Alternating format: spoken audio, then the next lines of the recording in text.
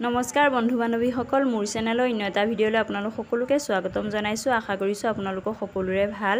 এয়া দেখিছেনে চৌদিশে বানপানীৰ পৰিৱেশ। আপোনালোকৰ ফালে বাৰু বানপানী হৈছে নাই জনাবচোন, আৰু বানপানীৰ কাৰণে সকলো সাৱধানে থাকিব। এয়া বানপানীৰ পৰিৱেশ যে দেখিছে, এয়া হৈছে কামপুৰ, মানে মোৰ মাহঁতৰ গাঁৱত। এয়া পানীয়ে ৰাস্তাৰ কাষতে খুন্দা মাৰি আছেহি।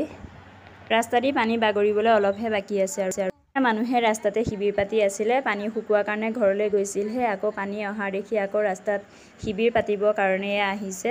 শিবিৰ পাতি থকা সকলৰ কাৰণে আমাৰ অংগনবাড়ী স্কুলৰ ফালৰ পৰা আমি অলপ সাহায্য দিবৰ কাৰণে আগবাঢ়ি আহিছোঁ।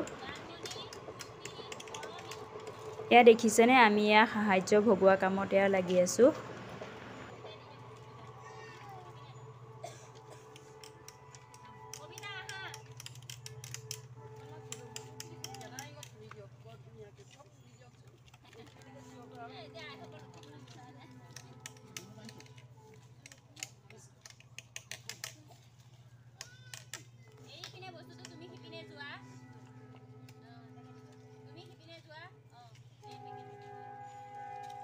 আশা কৰোঁ আপোনালোকে ভিডিঅ'টো চাই ভাল পালে। যদিহে ভাল পালে লাইক, শ্বেয়াৰ, কমেণ্ট আৰু মোৰ চেনেলটো ছাবস্ক্ৰাইব কৰি থৈ যাবলৈ নাপাহৰিব।